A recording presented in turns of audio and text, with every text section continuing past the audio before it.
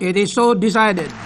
Consensus. The 189 countries of the Nuclear Non-Proliferation Treaty agreed on a document outlining small steps toward the goal of a world free of nuclear weapons, including a proposal for a nuclear weapons-free zone in the Middle East.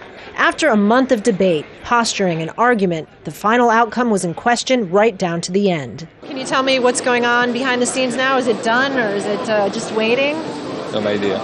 I will not tell you. The last sticking point was whether or not the document would name Israel, which hasn't signed the nuclear treaty. Egyptian Ambassador Maged Abdelaziz, negotiating on behalf of the non-aligned movement and Arab states, insisted. We appreciate the good spirit that the P5 has negotiated with us on this document. We think that it is natural that Israel should be mentioned in this part of the document. And in the end, he prevailed, despite objections from the United States. We have long supported such a zone, but we recognize that essential precursors must be in place for its achievement. We note, however, that our ability to do so has been seriously jeopardized because the final document singles out Israel in the Middle East section, a fact that the United States deeply regrets.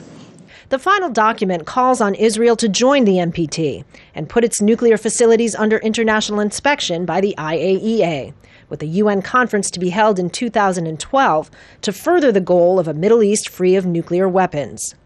Iran had threatened to scuttle the deal, saying the document didn't go far enough in establishing concrete steps or a timeline for the main nuclear weapon states to disarm. We wanted setting a certain timeline of 2025 for total elimination of a nuclear weapon all over the world, so that we will be able to realize the wish of all that we will have nuclear world without a nuclear weapon. In the end, no country wanted to be the one to block consensus. All 189 had to agree on the final document in order for it to be adopted. And considering the last conference broke down with absolutely no agreement, any agreement is considered an accomplishment. The NPT came into force 40 years ago.